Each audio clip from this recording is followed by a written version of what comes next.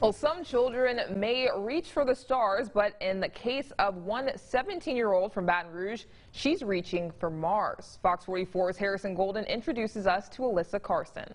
On a recent trip to Universal Studios in Orlando, Alyssa Carson stood on line for the Incredible Hulk ride that spins upside down more than half a dozen times. Plenty of people wouldn't stomach having an ice cream sundae just before boarding, but by now, this 17-year-old from Baton Rouge is used to it. From going to microgravity flights to a roller coaster it's pretty nice. She's attended space camps in Alabama, Canada, and Turkey, simulating missions and building rockets. She speaks Spanish, French, and Chinese, plus she's working on a pilot's license, a scuba license, and underwater survival training. And so it's all about making yourself stand out and seem unique the most. And if all goes right, NASA will send her to Mars in 2033 to spend 2 to 3 years testing water samples and learning more about that mysterious red planet. Whether it be new engines, new ways to grow food, new protection against radiation, no matter what it is, all those skills and technology that we're building here for the Mars mission can be returned here to Earth. I thought this would just be a passing thing.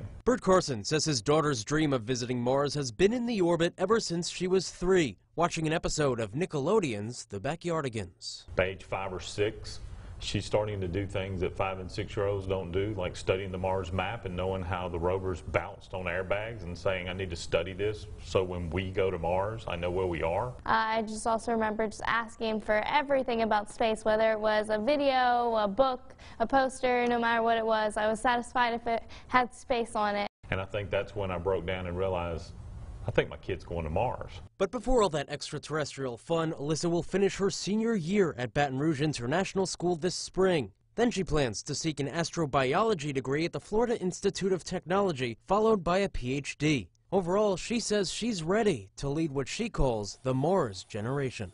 It's now time for Mars to kind of come into play and have people actually get there. On Planet Earth, Harrison Golden, Fox 44 News.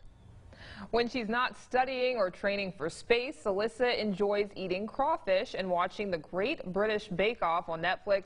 She has one piece of advice for young people: follow your passion.